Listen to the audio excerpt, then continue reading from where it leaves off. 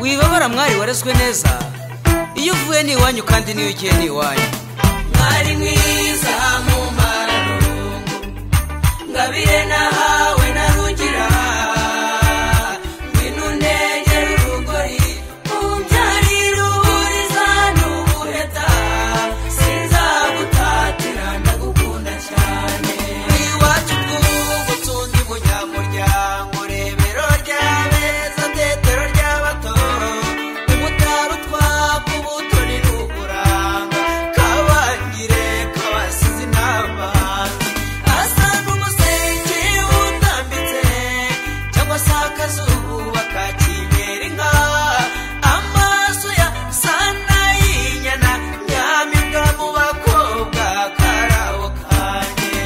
Mwari mwiza mu marungu ngabire nahawe na rugira ngwino ndegera urugori umbyarira uburiza n'ubuheta sinzagutatira ndagukunda cyane. Mu muryango wacu bose baragukunda shira impumu maze tuvuze impundu shira intimba zakumara irungu ntuzababara turi kumwe. Sinzi wema no kugutaka nako watatswe n'uwaguhanze naragukoye nzakuba hafi iteka nzahora ngukundiriza ubugumba. Mwari mwiza mu marungu ngabire nahawe na rugira ngwino ndegera urugori umbyarira uburiza n'ubuheta sinzagutatira ndagukunda cyane. Urungano rwacu bahora baririmba basuka imitoma gusa n'umutozo nturitabaza ryo mu mataba batinda hirwa jya uzagusha akana k'amabukwe iryavuzwe riratashye nanjye nzagutambagiza umuryango nzakubera inkingi ibyo mfite byose tuzabisangira. Mwari mwiza mu marungu ngabire nahawe na rugira ngwino ndegera urugori umbyarira uburiza n'ubuheta sinzagutatira ndagukunda cyane.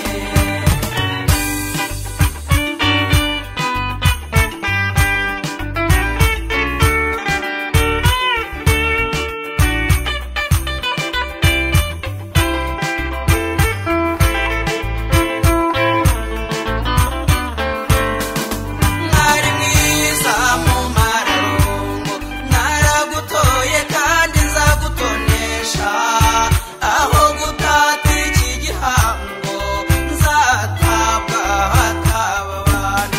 Naragukunze kandi nzagukunda kuko nagutoranije nashishoje sinzakurutisha abandi bagore ngiye ndahiro yanjye ngabire wanjye. Mwari mwiza mu marungu ngabire nahawe na rugira ngwino ndegera urugori umbyarira uburiza n'ubuheta sinzagutatira ndagukunda cyane. Mbemareba temba maribori sarore sizo usana yo kwitegeye cyansi kirushi kirezi kwera urukwezi kweza umutima wanjye uri nyamwizirwa n'impanda ndoro ya mwiza nkumbuye inseko yawe mbe buranga burangaza abagenzi nsekera ndeba amenyo y'inono. Mwari mwiza mu marungu ngabire nahawe